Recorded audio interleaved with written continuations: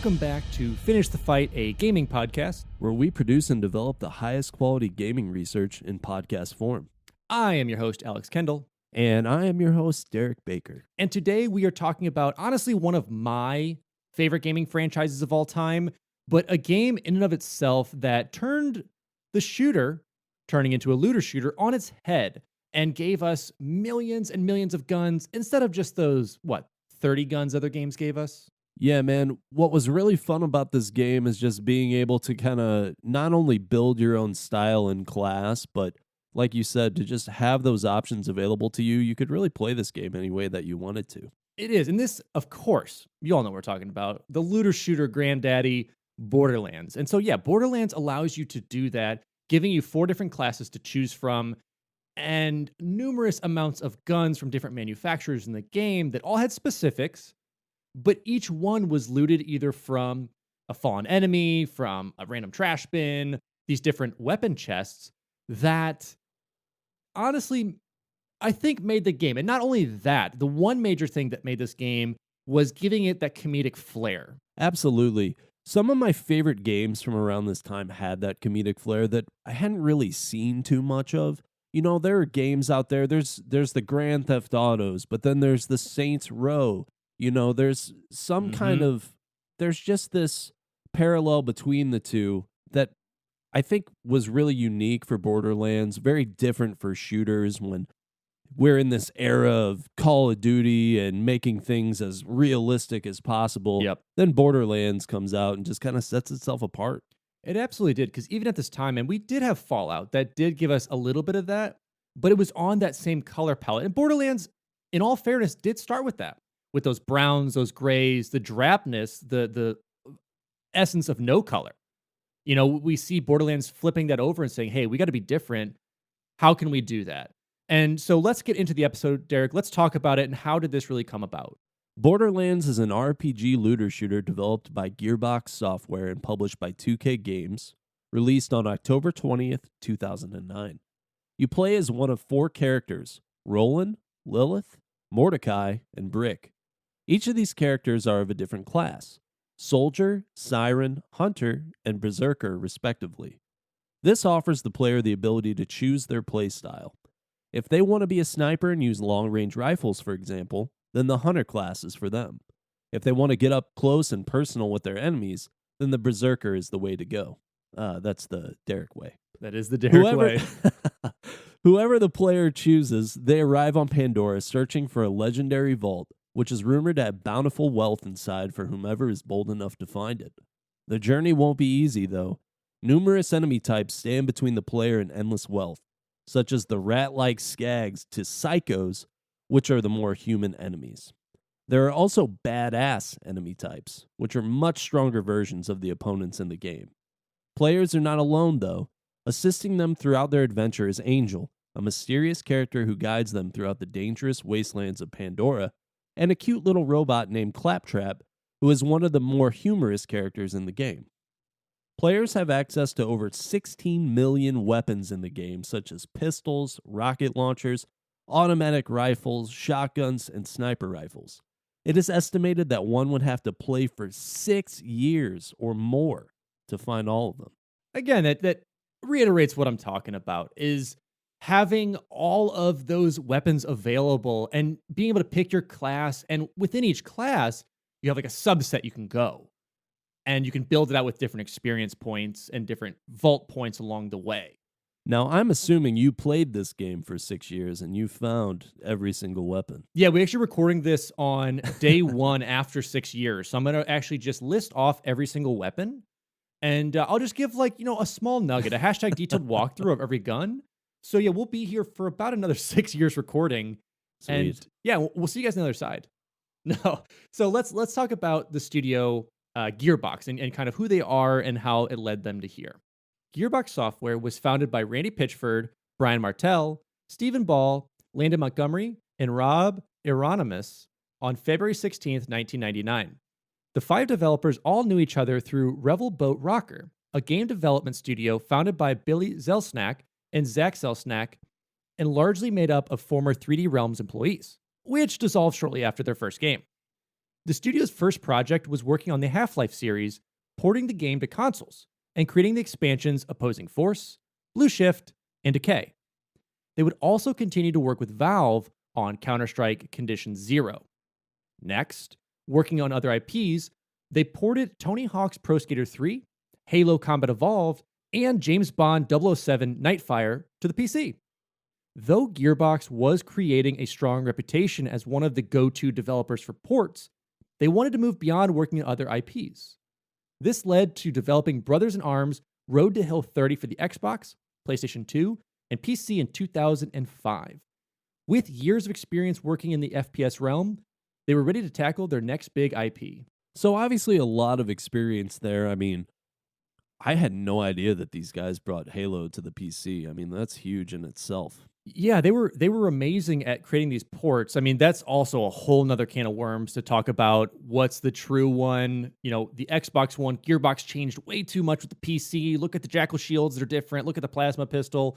Again, they were the ones to do it though. And they brought it and they brought us, like the flamethrower and fuel rod to Halo 1 or CE. So it's very interesting of their background within this and saying, hey, we kind of want to do our own thing. What do we do? They had the experience porting games. Let's talk about their development. When Gearbox was done working on Brothers in Arms, they were wanting to create something similar, but couldn't help looking back to one of their older projects, Halo Combat Evolved. Gearbox was extremely impressed with how Halo was built, and furthermore on how data-driven Bungie really was, and were influenced by their level design. They were influenced so much by the Spartan story that the vehicles in Borderlands are even modeled after those in Halo. They wanted to create something similar.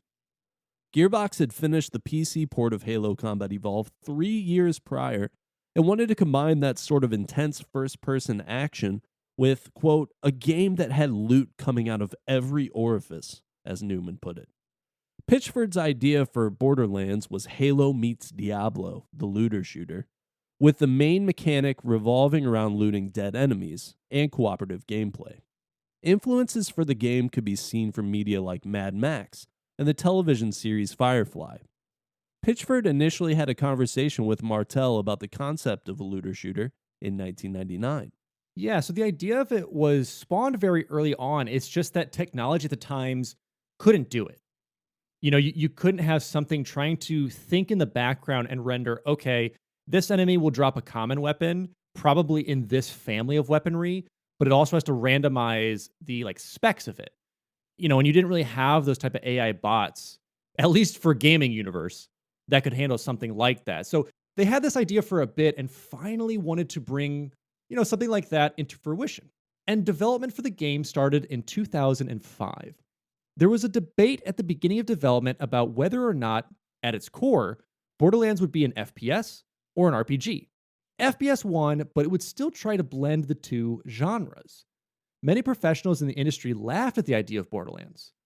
Pitchford was told to either create an FPS or an RPG, but don't create a hybrid, just stick to your lane type idea.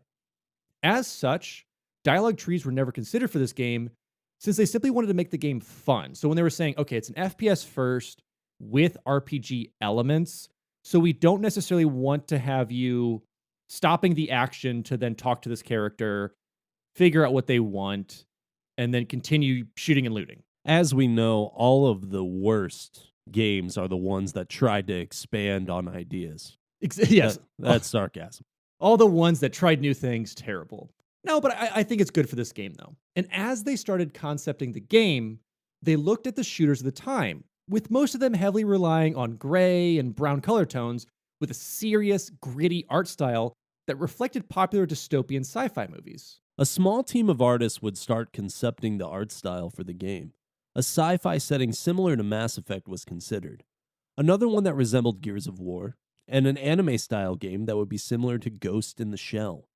They settled on a realistic art style that was gritty, retro, and mechanical. For about a year after this, there was a debate on what the game should be called. For a while, the studio was leaning towards Pandora, the name of the planet in the game. They settled on Borderlands, which was one of the harder decisions to make when developing the game. Additionally, naming the planet was tricky. Some felt that if the planet was named Pandora, fans would make the quick connection with Pandora's box. but they felt that it's okay to be a little obvious sometimes. The Borderlands team would continue to grow, leading to the creation of a demo for the game. In 2006, the game was greenlit and development had begun, with the goal of presenting a demo at the 2007 Games Convention in Leipzig, Germany, where the game was first revealed. I do like that Pandora is a great name for either the game or the planet, because you are basically this Pandora's box of like limitless everything. So it's kind of cool that that's what they were trying to base it off of. And then when they named the planet, it's like, oh, the player's going to figure out about the vault, or figure out something about it. But I mean, you had to kind of be obvious with it. And most of the time, like let's say you and I found a planet like this, and we're like, it's limitless vault. I'd probably call it Pandora too. When you make a game that is a little cheeky and a little fun, like I think it's okay when you choose something that might be a little bit more obvious. You're not trying to hide all these details. You're just trying to make something that's fun for the player.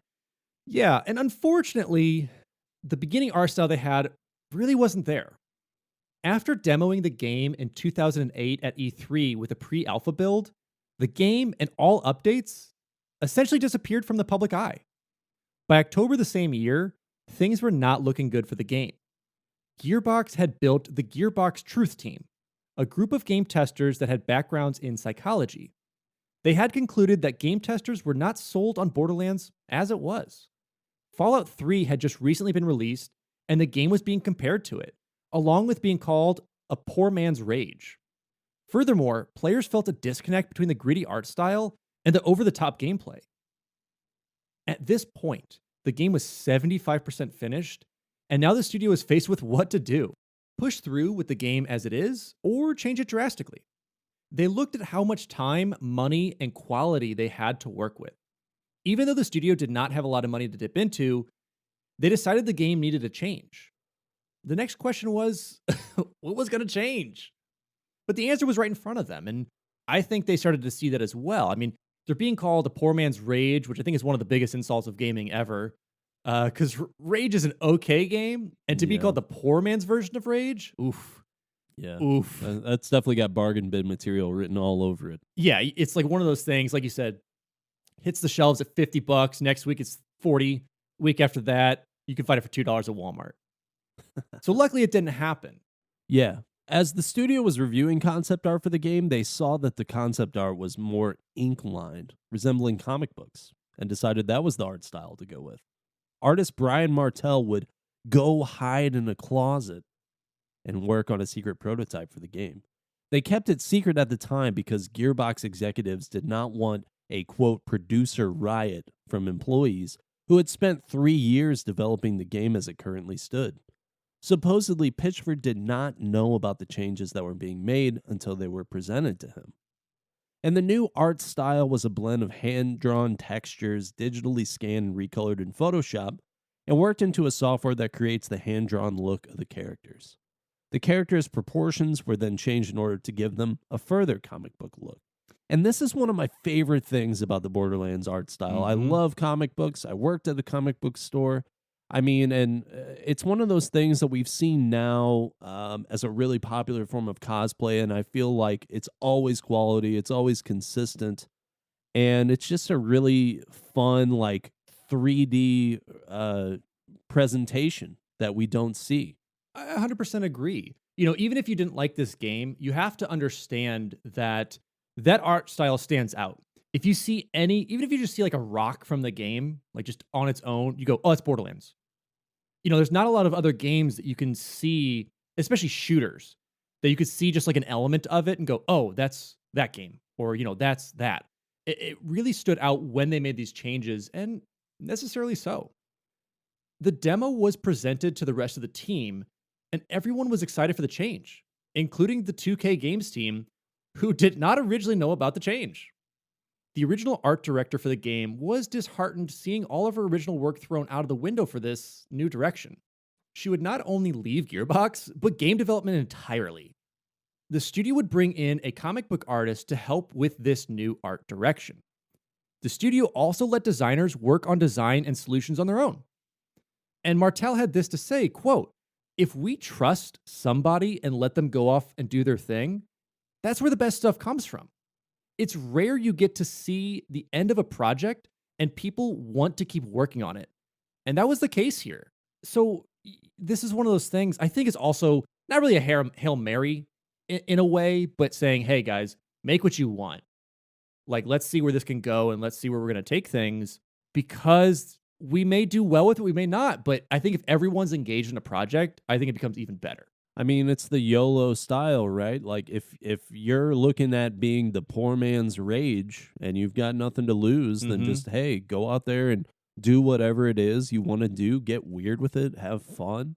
Oh, And yeah. that's how you keep people interested. You hear all those horror stories about last minute game development, ranging from the Rockstar series games to even, some of the Halos when they came out. And it's nice and refreshing to see like a more lighthearted approach in the industry. And I think that's why Borderlands came out so lighthearted and fun. And they made sure that they knew what they were doing. And now that everyone seemed on board with this new art direction, the next problem was presented, making all these changes in a short amount of time. Luckily, the studio was so excited for the new direction that employees working on other projects were eager to help with Borderlands. Again, going back to that idea of if you bring everyone in on a group project and you get everyone jazzed about it, that's where you really get that passion and that, I want to put this weird gun in there. I'll definitely help with you doing the rocks. I'll definitely help with the new design of the characters. Like, let's all work together to get this project done. And it's good when you have someone like peeking over your shoulder, like designing Brothers in Arms, being like, can I work on that too? Is that plausible? Yeah, and of course, with the new art style, the humor was added as well. And beyond just the art style, the game mechanics were reworked. The more boring abilities were scrapped, and current abilities needed to be more interesting, akin to those in fantasy RPGs. One ability that sparked from this was healing bullets. I remember them talking about this in an interview I was reading with it, and it was just kind of thrown out. They were just asking around, like, what's a wacky, zany thing? Like, what if you just shoot people, but it's the reverse? I mean, yeah, that's definitely something that I am not familiar with. Other than outside of Borderlands, definitely not anything that I had heard of before.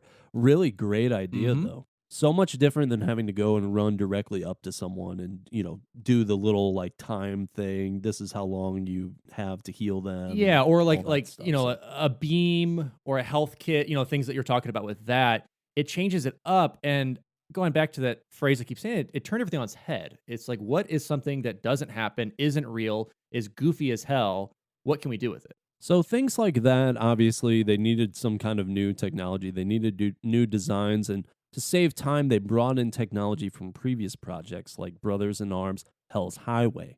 They also needed to take some shortcuts to save time.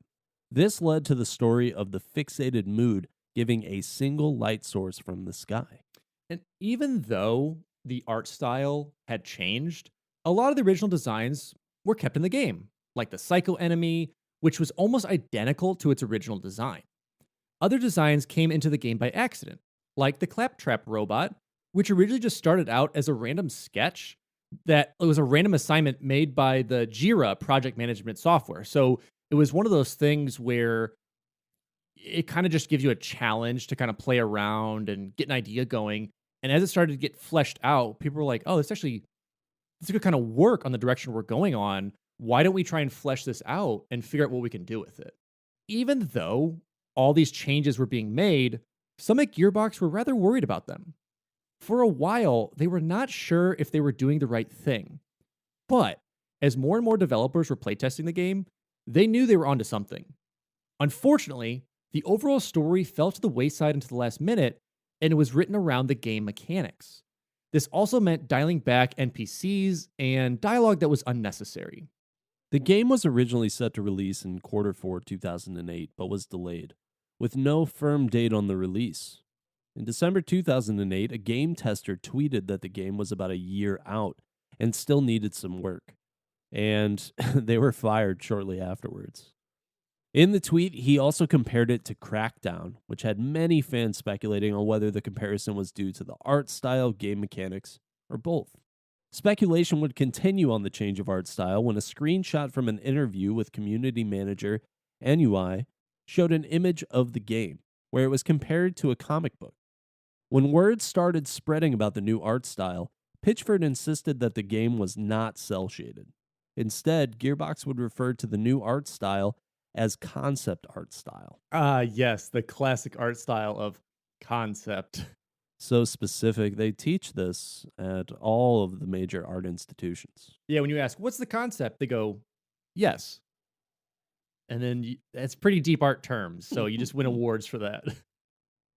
Overall, and through all the design changes, the game took 4.5 years to create. The PC version of the game would be delayed from October 20th, 2009 to October 26th, 2009.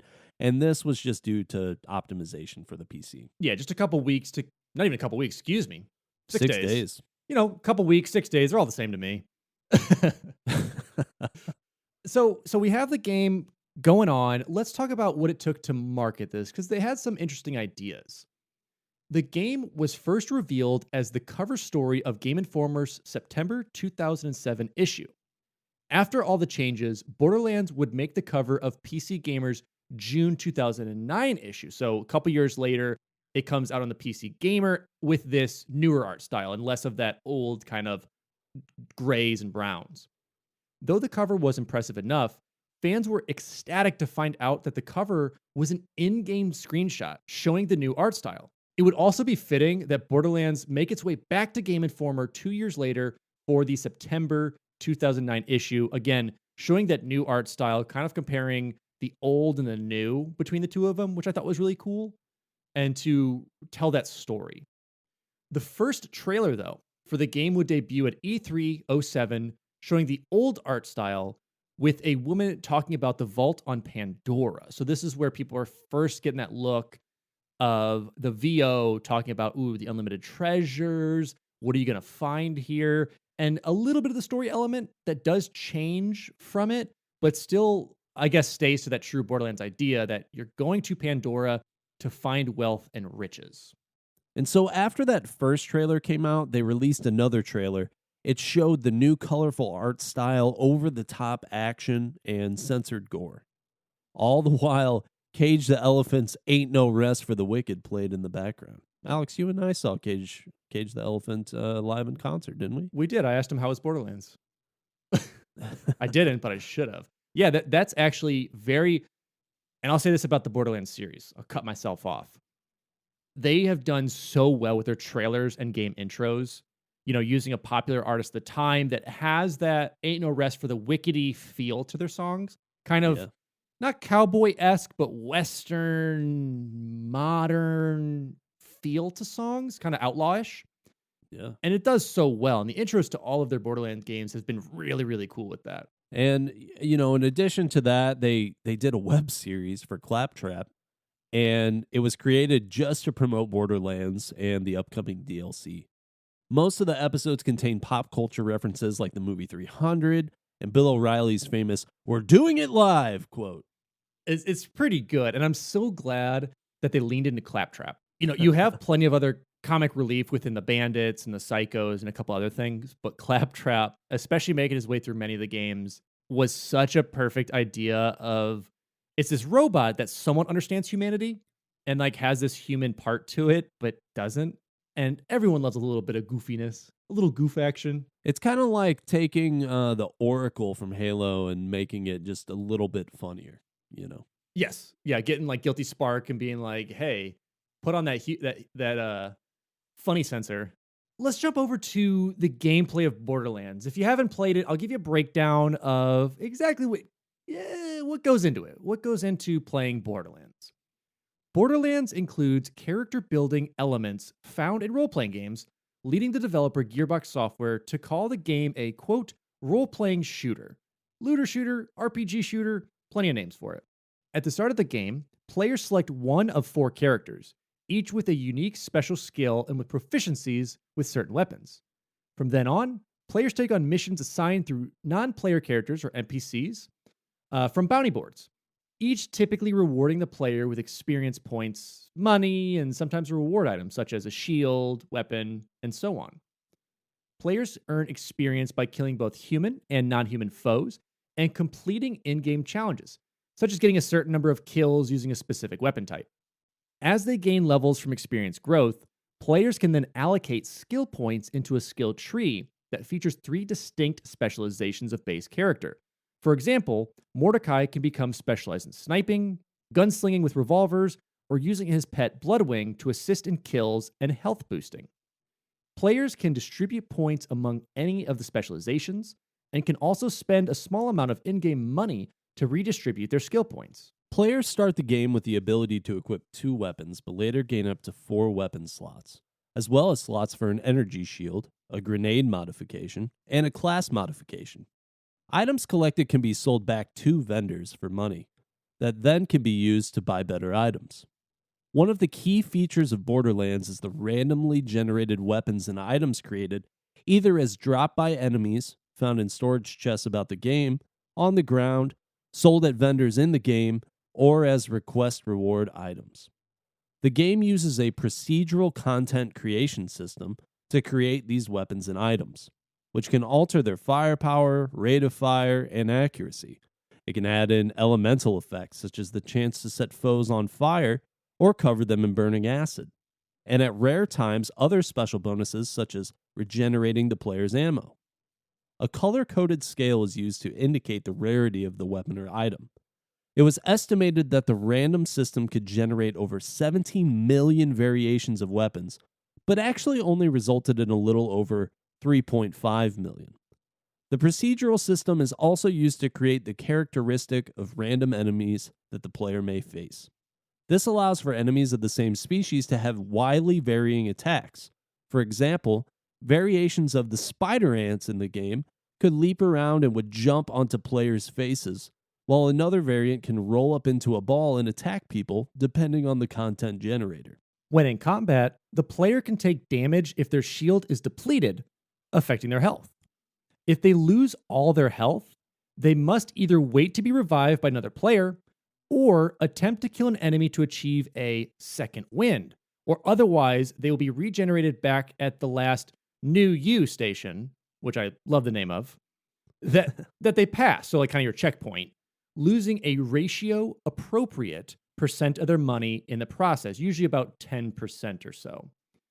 Players quickly gain access to 2 passenger vehicles and can engage in vehicular combat with other enemies. Eventually, a system of fast transit points between the game world is available to the player. Until then, players must do it the old way and walk, to school and back to school through the snow and up the hill. The game can be played alone, but also supports 2-player co-op play through split screen on consoles, and up to 4 players playing co-op online or over LAN connection. The game follows the progress of the host player, rewarding the other active players for completion of quests for their characters. If the other players are doing the same quests in their campaign, the completed quests remain the same in their campaigns as well as the hosts. When more players are present, the game alters the statistics of generated enemies, balancing the game due to the larger number of players. Players can take part in one-on-one duels anywhere in the game world, or can visit arenas in the game world to participate in free-for-all, 2-on-2, or 3-on-1 combat battles with their fellow players.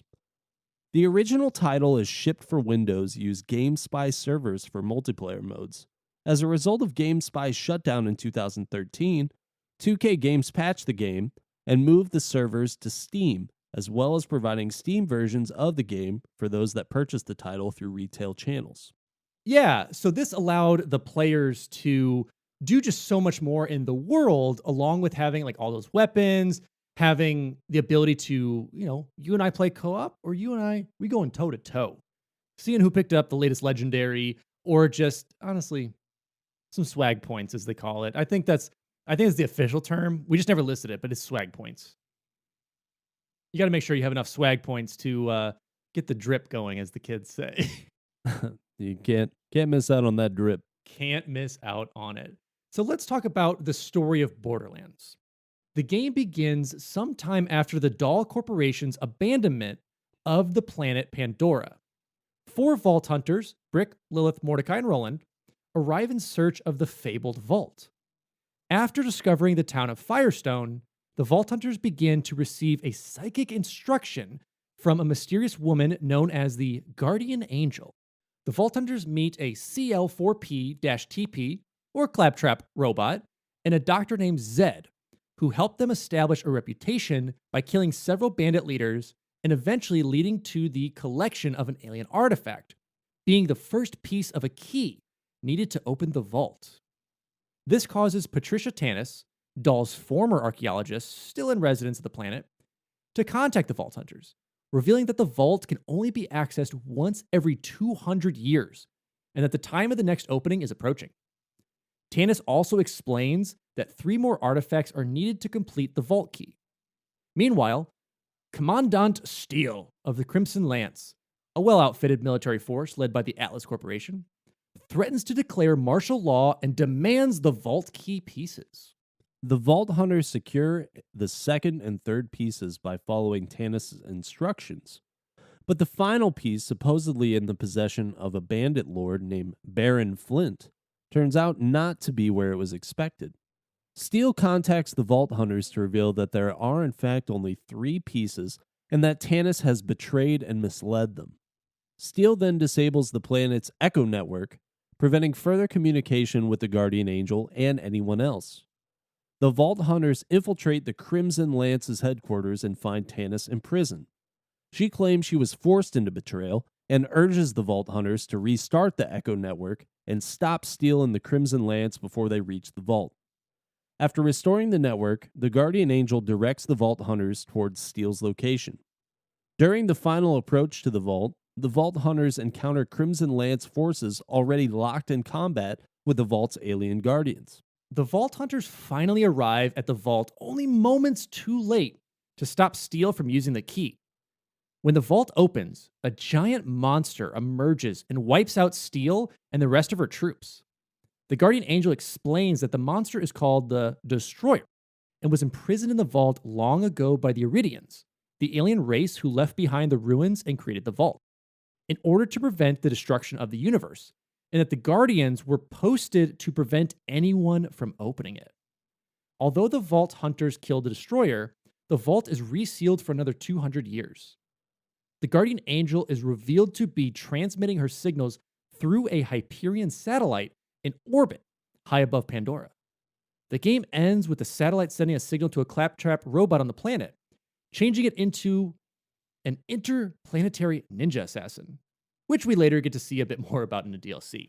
So it kind of ends on this random type cliffhanger of, hey, the vault was not what you expected it to be. Get ready for game number 2. So that is the story of Borderlands. And again, going along with it and getting to know a lot of these characters as you start in Firestone and eventually get to meet more of the NPCs like Scooter, who does the catch a ride, that you'll see later on in the future games, is really cool that they build upon these characters that will be in later editions of it. So like all the different machines that are either operated by Dr. Zed or Marcus, who runs basically a full munitions shop, is really, really cool and starts us off on this journey of knowing a little bit about like Atlas Corp, Iridian weapons and who are they as far as Pandora is concerned, and the start of what is going to be a really cool franchise. And, I mean, let's be honest, as far as the story goes in Borderlands, it's not really the main attraction to the game. The entertainment devil is in the details. It's all the little things that happen in between the very critical plot points. And so one of those big details is obviously the guns. Another one is the guns, and then there's the guns. Oh, yes. And so you got all 3 of those right. I'm thinking if we're thinking of another thing, it's probably how cool the guns are. Yeah. Oh, yeah. I forgot about the guns. So, as we said earlier, there's an AI that was created that actually creates the weapons, the Gear Builder system. Gearbox would feed this AI weapons manufacturers that they created, along with materials they're made out of, classes, components, and let the AI go from there. The AI would create millions of guns. And according to Gearbox Software, There are over 17,750,000 different variations of weapons in Borderlands as of its release. And well, we know that's like 3.5 million, but let Gearbox have this day. Borderlands uses a procedural process to generate its various guns in certain classes, such as handguns, shotguns, assault rifles, sniper rifles, and more, but with many variations of firing speed, reload speed, damage type, and more. And so now we're going to break down each of the manufacturers and some of the traits of their weaponry and give a little bit of background on it. So we'll start with Atlas Corporation. They have above average damage and magazine capacity.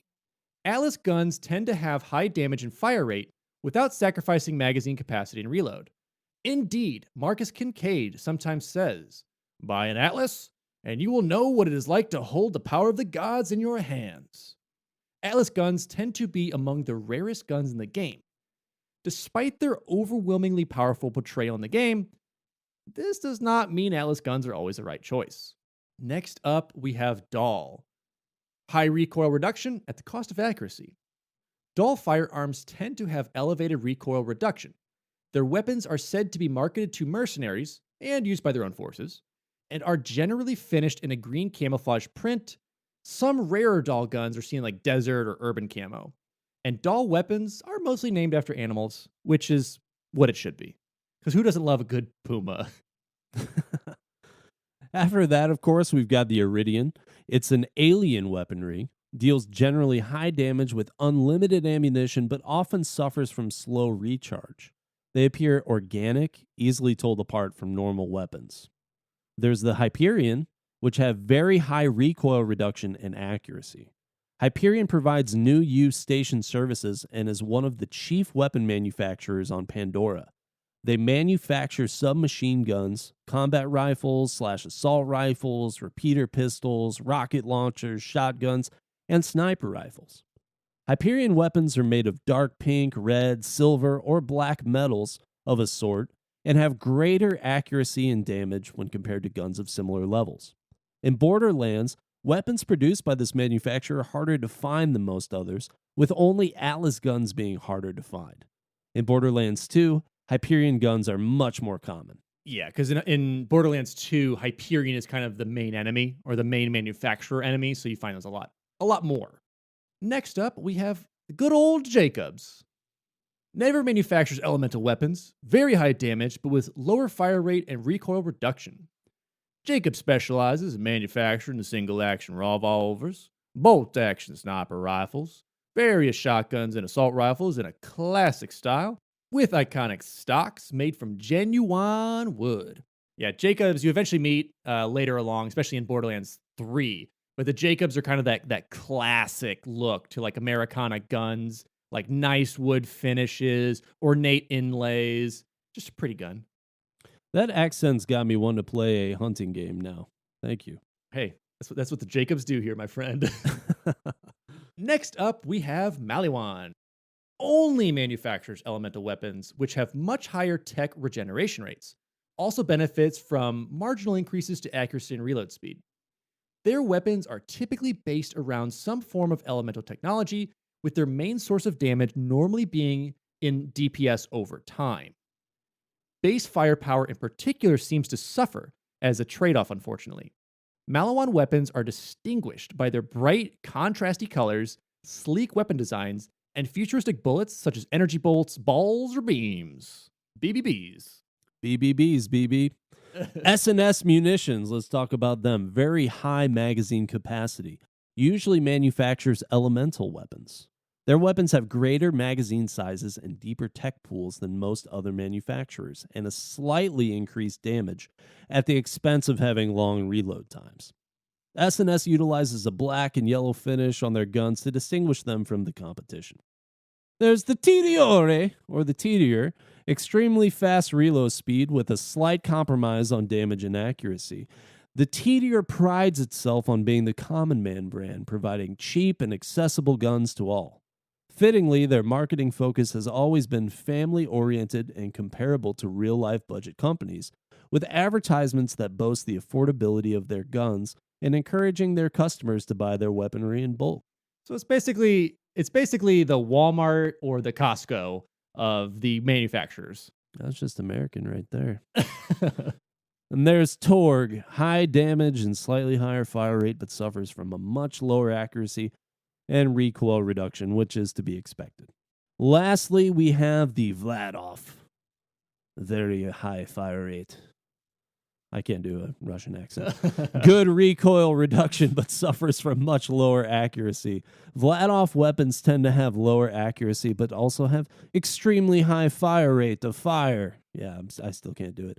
Two other guns of similar level rating, their firearms can often be identified by an orange-brown finish with gray or white accents.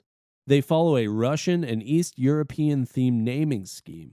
Vladov weapons boosts to rate of fire are calculated in a manner that causes guns with a lower baseline rate of fire to gain a larger boost, and weapons with a larger baseline rate of fire to gain a smaller boost. In other words, if it's good, it's good. If it's bad, it's sometimes good. There's your explanation for it.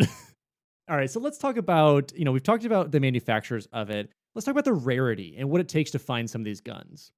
Borderlands uses a classification system for gear that follows a color coding system for RPGs, which was pioneered by Blizzard's Diablo.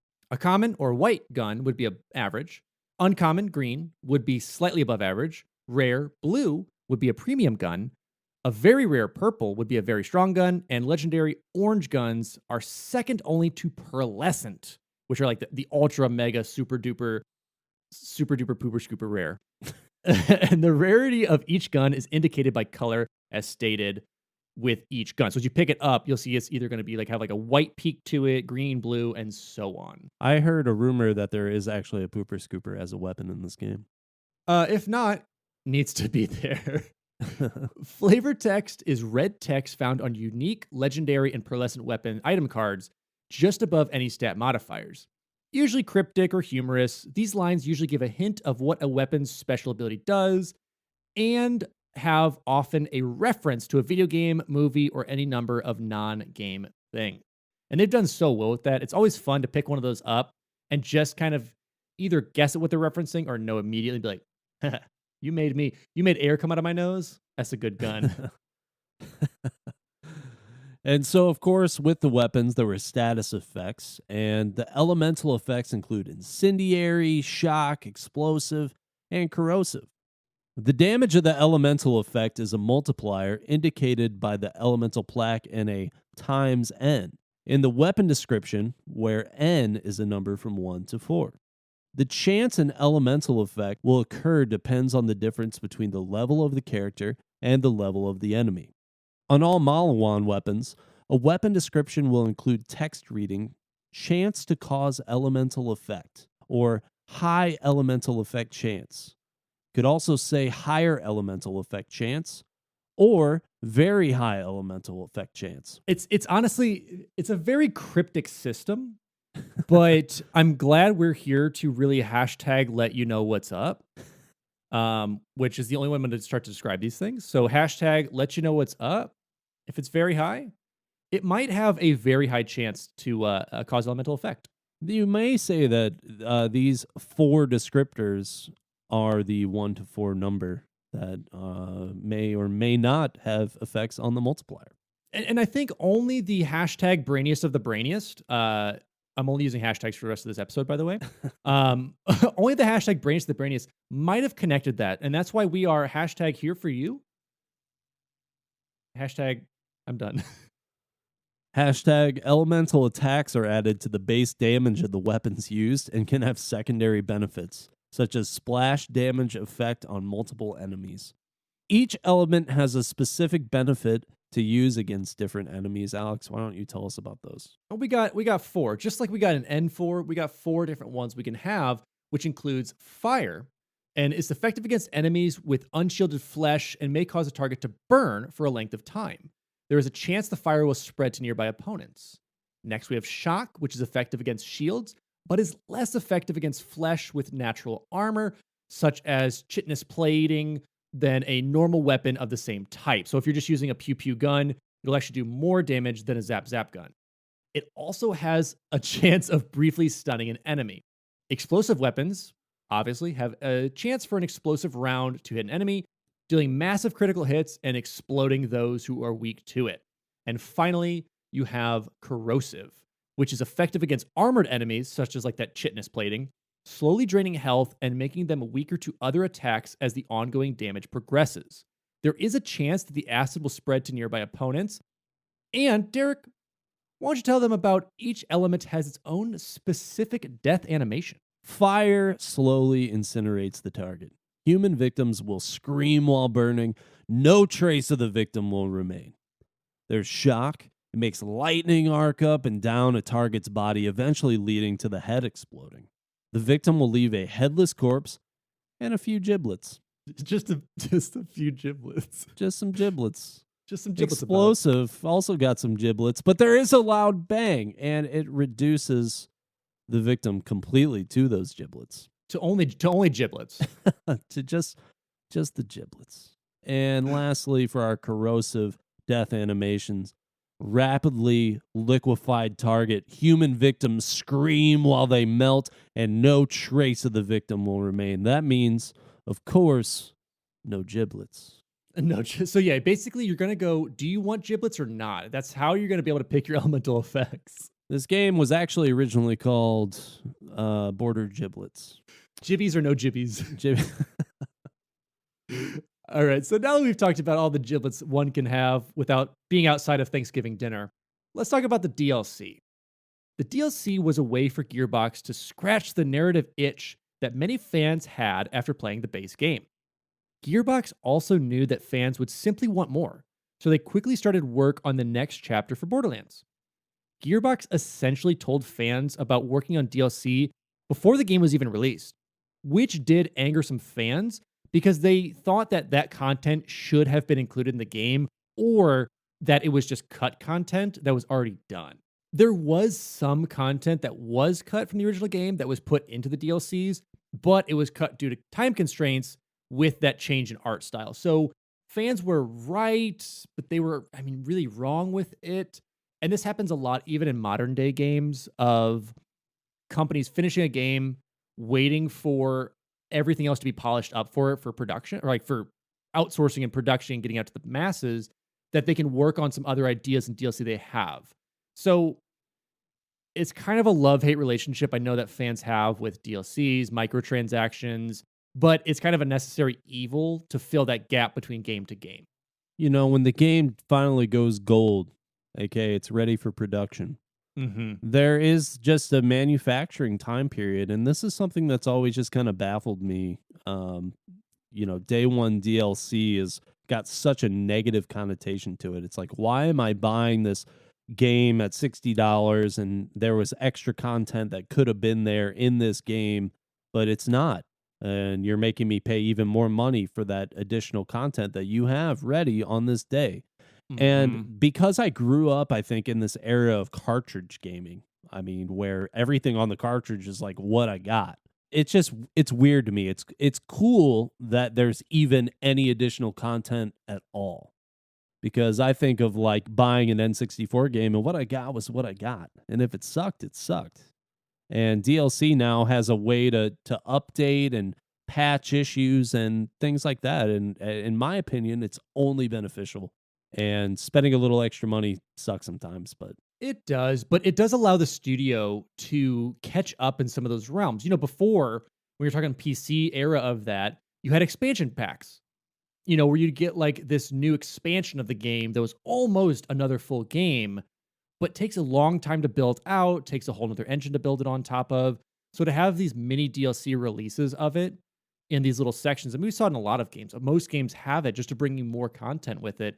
So unfortunately they had it, but even in Borderlands terms, when you're talking about the DLC, it adds so much content to the game, even like different locations, narrative stories. Even in like Borderlands 2, Tina, along with a couple of other characters, do a D&D campaign where you're the D&D character. And they will be like, oh, no, they weren't fighting skeletons. They were fighting this enemy. So like all the enemies in front of you disappear and they become this enemy. Or Tina will be like, no, that's a super badass gory enemy. And it becomes this badass who's like 10 times harder to like, oh my God. That's fun. I Yeah. remember buying like an Xbox. I don't know if you did this, but the multiplayer maps for Halo 2, I had to buy a separate disc for. Like go to GameStop and get all that stuff uploaded. And that's all that it was. It was just I think there may have been like a video or something that's like, hey, you want to see behind the scenes of Halo? Yep. This kind of stuff has been going on for a long time. And I think more than anything, as long as the DLC is good DLC, that's what really matters at the end of it. It is. Let's talk about the first one. We had the Zombie Island of Dr. Ned. This new DLC featured new enemies, quests, and loot. The DLC takes place in Jacob's Cove, and the overall story for this DLC was written in about a week. In an attempt to keep workers alive, Dr. Ned accidentally turns them into zombies. So you basically have to work with him to kind of get this reversal going. The DLC was released November 24th, 2009 for the Xbox 360 and PS3, and on December 9th, 2009 on PC via Steam. The DLC released a week after Left 4 Dead 2, but Pitchford claims the DLC is simply for people who like Borderlands and want to improve their experience playing the game. Many speculate that the DLC was a direct call to action regarding the rise in zombie games. So, who's to say? Hey, it makes sense. There was a lot of zombie stuff at that time. Of course, after that, there was Mad Moxie's Underdome Riot. And in this DLC, Mad Moxie, who is in search of her fourth husband, makes arenas to help her on her marital quest. Though in these arenas you cannot earn any experience, you can earn experience in the missions. It was released December 29th, 2009 for Xbox 360, and sometime later, it was released on PlayStation 3 and PC. Next up, we have the Secret Armory of General Knox. This DLC continued the story from the base game and was Gearbox's biggest DLC at the time. In this DLC, an Atlas rogue agent Athena is looking to take down Atlas. General Knox is tasked with taking her down. If you help Moxie take down her ex-husband, she will aid you in your fight against Knox. This is the first expansion to introduce pearlescent rarity weapons in the game, and it was released February 23rd, 2010 for the Xbox 360 and February 25th, 2010 for PS3 and PC. Lastly, there was Claptrap's New Robot Revolution, and this DLC contains the story of a group of brainwashed Claptrap robots led by the ninja assassin seen at the end of the base game. The goal of this new army is simple: destroy humanity for years of mistreatment. And it was released on September 28th, 2010. So along with DLC and the idea of keep playing the game, Borderlands definitely encourages multiple playthroughs. So after completing the game's story, players are free to roam the world to complete any side missions left unfinished, drop the vault key off to Patricia Tannis to collect a hefty reward, or wander around to fight enemies and gather more loot. Upon returning to the title screen, selecting the same character to continue play also provides the option to begin Playthrough 2. At the beginning of Playthrough 2, characters keep all the gear, skills, levels, and money that they ended Playthrough 1 with, and the level of all the game's enemies scales up, beginning at level 34 and ascending from there. The names of enemies also adjust to reflect the difficulty settings. So Psycho becomes Maniac Lunatic, Midget to Little Stunted, and Bruiser to Brute Bully. And I love that in games. I love that there are certain games, in my opinion, that are almost easier as the game progresses. I think Legend of Zelda is a really good example of that. Once you start to have more weaponry at your disposal, the game just naturally becomes a little bit easier because you're not as limited in your ability to attack opponents. Yes. So having these games where they built it up to where you can do that second playthrough and still keep those same skills, but they acknowledge finally like, hey, this game would have been maybe more fun for you later on if we had scaled everything up with you. Want to try it again? I mean, I almost think it needs to be a standard. Especially if you're going to have a game that is linear in this sense, you know, it has a start and a finish. There's not just like a Minecraft-y element to it, which I guess does have a finish, but it's kind of just play it. Yeah. This has a finite finish, and it says, hey, you want to play it again? Round 2. And a lot of the games that do that, it just makes it so much more fun, and it keeps players within that ecosystem. You know, like if I finish Borderlands and it's just like, do you want to keep playing and just level up randomly? Or do you want to start a new game? But for this to say, hey, you want to start a new game? Keep your stuff, but everyone's much harder and the challenge is still there. I mean, sign me up for that every time. And so Borderlands does it even better. After the completion of the story missions in playthrough 2, all of the enemies scale again, ranging from 48 to 52, and are again renamed from Maniac to Lunatic, Little to Stunted, and Brute to Bully. Players can revisit and battle the game's enemies and most bosses for better gear, participate in cooperative play, and fight in arenas. Referred to in the community as Playthrough 2.5, this marks the end of Playthrough 2's storyline. Any side missions that have not been accepted will continue to scale to the player character's level until they are accepted. This also carries over to DLCs, significantly increasing their difficulty. So smart. Again, we're going to reiterate it again. It's so smart to keep players in that ecosystem and to keep people having fun with it. I mean, that's what I loved about Borderlands was you can get somewhat overpowered with some of the weapons you find, but as you continue to level up, it does a little less damage. It takes a little longer with it. And you need to find better and better gear and just understand your opponents better, who are getting bigger buffs, doing more damage. Their weapons are swapping out to be either like more exotic or to have different fire rates with it. So the AI built into creating these enemies was such a smart idea and has driven a lot of people into that idea of the Diablo-esque, the Borderlands-esque loot systems, the ranging of enemies. And both of those games still do it so well to this date. We've been talking about it a little bit. Let's bring it over to the multiplayer. Even though the game was heavily emphasized by its 4-player cooperative play, the PvP side of the game left something to be desired. At any time or place, a player can melee another player to issue a challenge. If the melee is returned, a one-on-one duel starts. And this would, we'd be in this like little arena, this little makeshift arena that would be around you with this blue barrier to keep you in there. And if you lose, you just lost ammunition and your pride. And that's about it. Players can also travel to arenas located at various locations in the game world. These arenas are specifically made for competitive play, where players can face off in both free-for-all games or team-based games. Completing those duels or arenas are solely for the purpose of fun. No items are awarded or lost, except for ammo.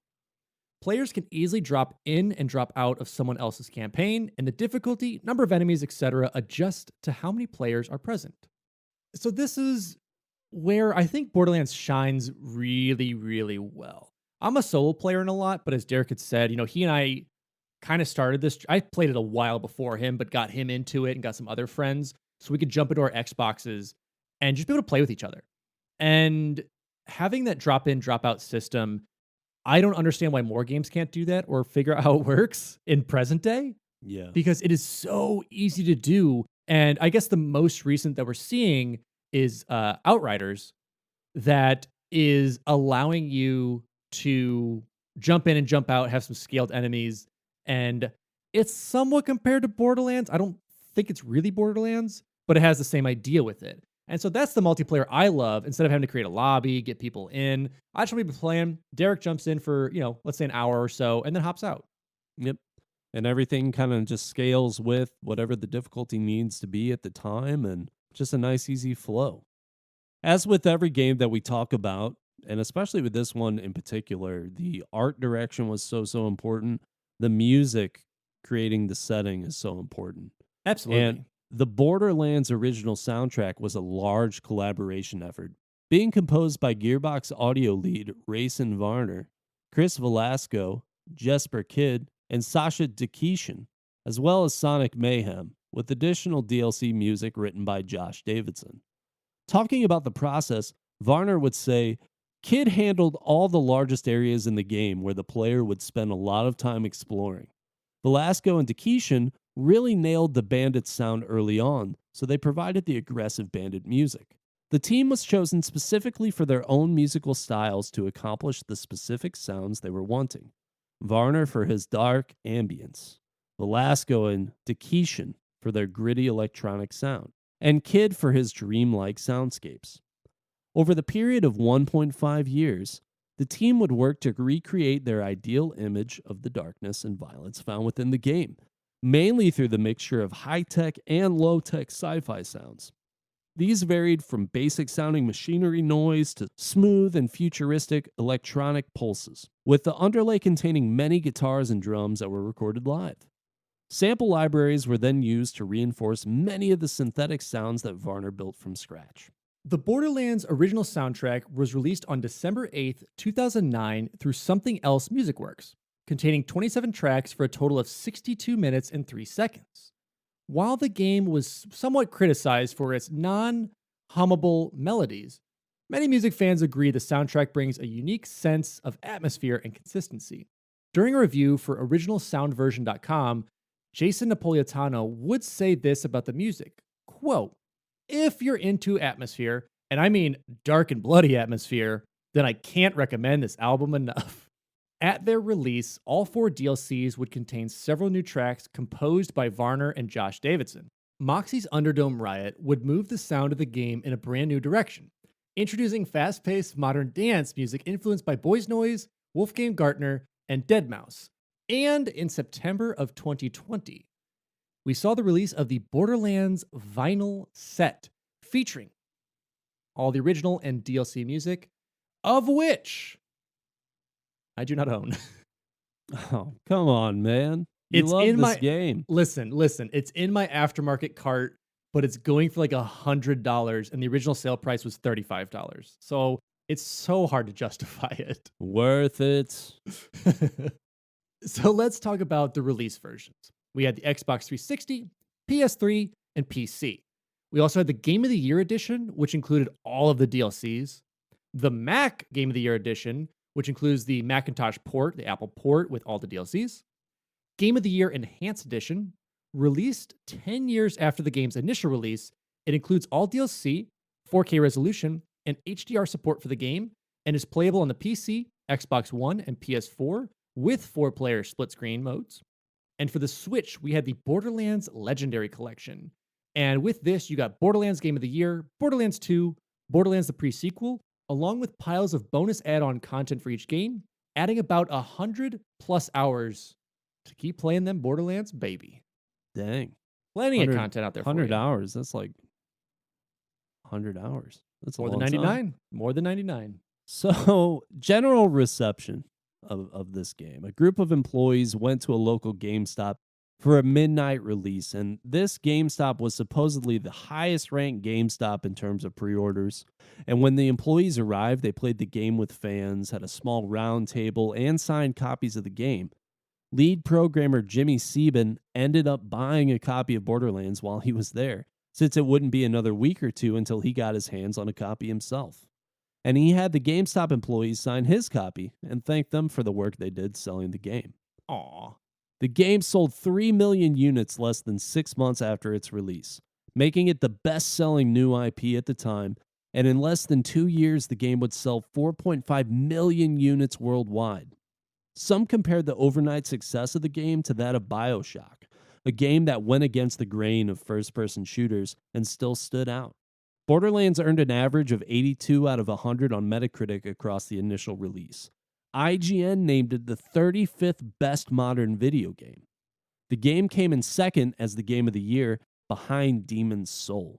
That actually surprises me a lot. Borderlands is something that, and maybe it's just the legacy aspect of Borderlands, where Demon's Soul doesn't have the same legacy, but I am surprised by that. Well, I would have to disagree on that because we are seeing, I guess, a more niche fandom when it comes to Demon's Soul or Demon's Souls with it, because you have the re-release on the PS5 now, which is honestly actually selling the console. And we didn't really know of the legacy until we started to get more of the Soulsborne series. So when we get to Dark Souls and Bloodborne and the rest of them like that are coming out with it, we see it now, but at the time, I guess it's hard to say because I know you and I, and for a lot of people, Demon's Soul wasn't a huge title on people's mind. Yeah. At least in our circle. For sure. I think about Dark Souls a lot. Maybe it's just that small difference between the two, just having the different names. You know, Yeah. I think about the legacy Borderlands 1, 2, and 3 as Game of the Year. Dark Souls, obviously a fantastic game, and I don't want to take away from that at all. But Borderlands, to me, was something that really stood out, and maybe it's just my own personal flavor. The old take, listen, When you got to take yourself to Flavor Town, you know what you're getting into. Guy Fieri has inspired me to love Borderlands. Now, many would criticize the game for having a rather lackluster and bare-bones story, but this was due to it simply being an aspect that had to sit by the wayside until the overall mechanics and look of the game were finalized. Luckily, fans were rather satisfied with the narrative they received from the DLC as it continued the story. Gearbox would also make sure that this lack of story would not be an issue in the sequel to the game. Borderlands is the result of looking at the competition and deciding to compete in a different direction altogether. The game in its inception would have potentially failed, if not for Gearbox realizing a change needed to be made, and quickly. Borderlands seemingly turned into a gaming phenomena when it was released, with gamers and cosplayers alike falling in love with the gorgeous new art direction. Tack on the smooth gameplay, the seemingly endless amount of different weapons, and glorious loot, you have Borderlands at its core. A game with a brilliant world, fast-paced gameplay, and dark humor that will go down as proof that you do not always have to play by the rules when developing a AAA title. So that is our coverage of the old Borderlands. And Derek, started off, why did we choose this game? Why is this a game to your heart? Well, we chose this game because Alex really likes it. You're not wrong. No, it is a really fun game, man, and I'm ashamed. Like, I think this is another game that I didn't really finish at the time. It was a lot of fun, and it was fun to play with you. I think I had like first person shooter fatigue maybe at that point, but just talking about this with you now, watching like the videos that I've seen of people playing Borderlands 1, watching you stream Borderlands 3, like I'm going to go back and play this game all the way through. I'm going to go back and play this game all the way through and just really try and experience it. I still have it on Xbox 360. So just going to experience it the way that it came out. You know, the things that I remember about it, really loving like the leveling system. I think that's always really cool in any video games when you get some kind of, you know, it's not just like a Legend of Zelda where you get new unlockable weapons. You know, you get to choose specific paths. The RPG elements to a game like Borderlands in the looter shooter format is unique and exciting to me, and especially for the time. Totally. So I'm going to give this a number rating, the standard rating system accepted by... most would disagree, but continue. Accepted by most in the wiki... the wiki world. The wikiers, I don't know what they are. People who write wikis. Sure. I'm going to give this an 8 out of 10. I think it's, out of the episodes we've recorded, probably my favorite so far. Understandable. I mean, I get where you get those numbers from. I get that most of you can only count to 10, so I appreciate that that's where you go with numbers, and you just throw some random things out there. They mean nothing. Let's get to a true score. If I had to rate this, I would give this probably some boom shakalakas out of Claptrap. That's a positive. Add in Catch a Ride with Scooter, because we love that. Minus Zed. Wasn't a big fan of Zed, but he's a cool doctor. If you have doctor things, he needs that. Multiply all of this by just sheer humor. Basically, if you just give me a game where there's no visuals or text, but you just tell me some jokes, you got me hooked. And I would take all of that out of how disappointing Cage the Elephant was live. So, okay, I can get on board with that. Take that score as you may. That is my rating of Borderlands. That's the best score you've given yet. Get on that, wikiers. Get that into the wikis. It's real specific. Get the very true score going there for you. As always, research for this episode was done by Alex Kendall, Jesse Reiners, Evan Barr, and Richard Scanland. The intro and outro music were composed and recorded by Evan Barr. And as always, we love them. We cherish what they've done. But more importantly, let's thank those who are supporting us a little monetarily. As you've heard, we do have a Patreon, which we're getting an update here now, so you probably will see it right there. Just happened. Wow, crazy. Check out those new things that we've added.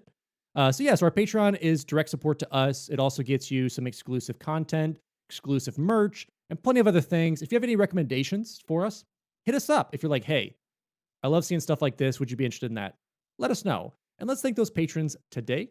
We have Taqtix, Sky the Bear, Grant Dillon, Mr. Chofe, Cowyn Fong-Feliciano, Alex Harper, Dilfix, Nick Heimann, Tuna 0317, Richard Scanland, McChief, Big PapaSemechki, ClimbingSpork, Mr. 1898, William Kroll, Cameron Collier, and Mr. Toot. So thank you all again. Truly appreciate it. If you haven't yet and you want to stay up to date with the latest Finish the Fight podcast news, make sure you follow us on all our socials, Instagram, Twitter, and please join our Discord. It's free to join, and we have a lot of fun there interacting with everyone in our community. Absolutely. And if you are looking for a little bit more content, more of my dumb face and my really dumb voice, go ahead and check me out over at twitch.tv/Sourman70. That's SOURMAN70, where we're playing some of the latest titles, some classicos, and just having fun with you guys. We're available on iTunes, Spotify, and your favorite podcast listening platforms. If you haven't yet, please leave us a review. It helps us immensely going forward with the podcast. We appreciate hearing feedback from our fans. Absolutely. And to kind of tap that off, if you do have feedback, if you have anything, as Derek had said, reach out. What do you like? What do you want to recommend? What do you want to hear next? Let us know. And with that, that is our conclusion of the immensely popular and beautiful game that Alex has sleeping next to his bed, Borderlands. And I am your host, as always, Alex Kendall. And I am your host, Derek Baker. And this is Finish the Fight, a gaming podcast.